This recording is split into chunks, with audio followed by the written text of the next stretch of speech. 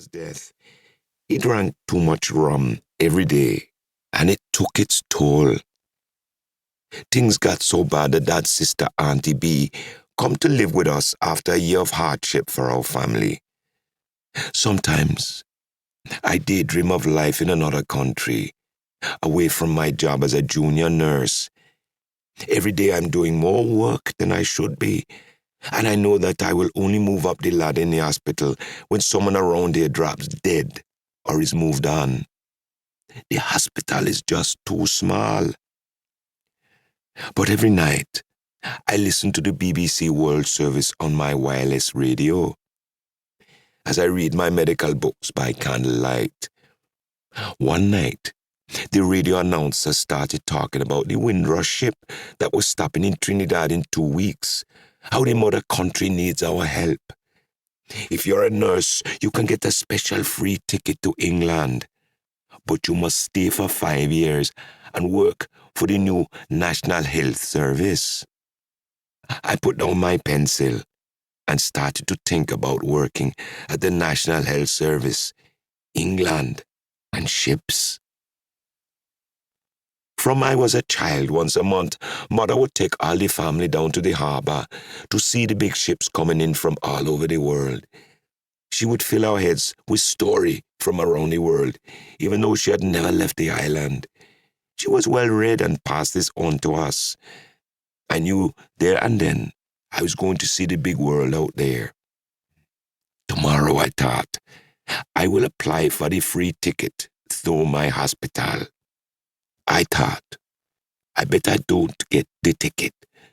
Things like that never happened to me. But it did.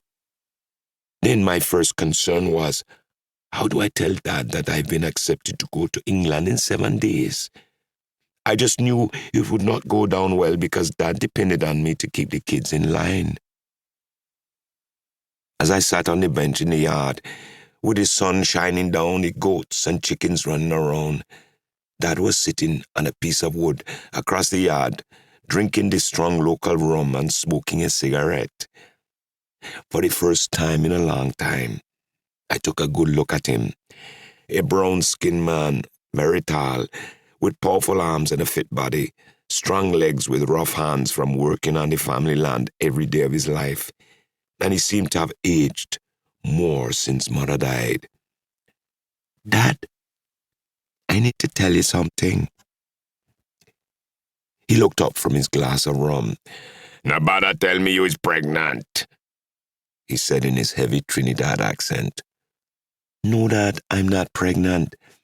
I'm going to England in 7 days." It just jumped out my mouth. I put my hand over my mouth, but the words had got out. Dad looked at me and erupted. "Come out!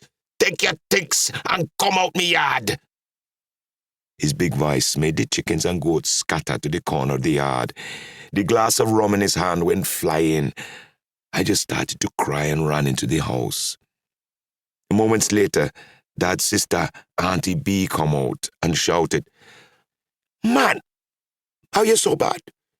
You lose your one wife now, you're going to lose your firstborn. Man, fix up." Dad looked at the ground, looked up to the sky, as if he was waiting for an answer from his dead wife. He sat on the log, swallowed all the rum left in the bottle, then walked into the house and looked at me. "When is it you go to England? How you did pay?" he said. I answered through my tears without looking at Dad. "I go in 7 days. I get a special free tickets for nurses, but I must stay for 5 years, Daddy." 7 days later, Dad took me to Trinidad Harbour in his buggy, with all my brothers and sisters holding onto the buggy and me holding my one grip.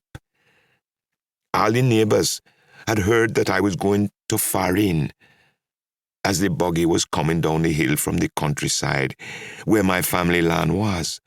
All the neighbours, young and old, came out to say goodbye as we passed by. Local boys started running behind the buggy, waving and shouting, "Send for me and me I come."